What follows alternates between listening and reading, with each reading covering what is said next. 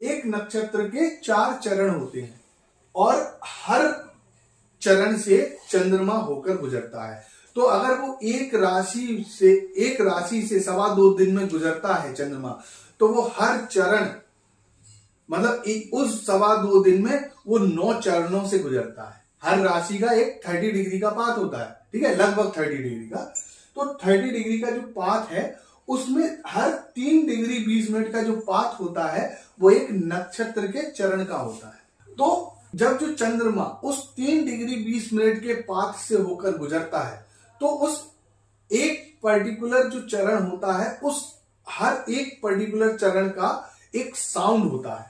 एक particular time पर जब किसी बच्चे का जन्म होता है तो हम वो टाइम नोट कर लेते हैं और उस टाइम पर हमारे पंचांग से ये पता चल जाता है कि उस पर्टिकुलर टाइम पर चंद्रमा किस नक्षत्र के किस चरण में था। चंद्रमा मान लीजिए कि एक राशि से होकर गुजरता है तो उसमें लगभग 9 अक्षर हमें मिल जाते हैं जिनके बेसिस पे उस बच्चे का नाम रखा जा सकता है। तो जब भी चंद्रमा 120 डिग्री का पाथ तय करता है तो वो 9 नक्षत्रों से यानी पूरे 9 नक्षत्रों से होकर गुजरता है।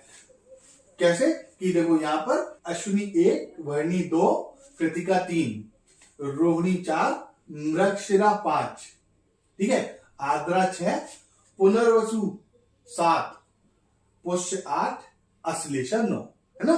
इस तरीके से जब भी वो 120 डिग्री से होकर गुजरता है तो पूरे 9 नक्षत्रों में से होकर वो गुजरता है। यहाँ पे कृतिका मतलब एक ऐसा नक्षत्र है, मेष राशि में भी आ रहा है और वृषभ राशि में भी आ रहा है।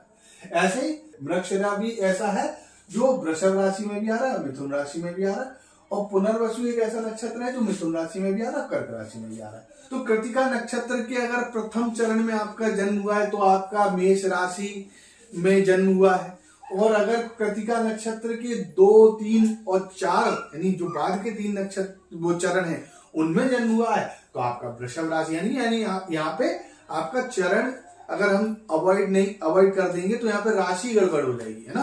तो इस तरीके से ये पूरा हमें समझ में आता है कि भाई कौन सा नक्षत्र है, कौन सा चरण है, और उसके हिसाब से एक साउंड आता है जो साउंड और उस साउंड के बेसिस पे वो एक अक्षर होता है, उस अक्षर पे एक बच्चे का नामकरण करना चाहिए। तो आज के लिए इतना ही।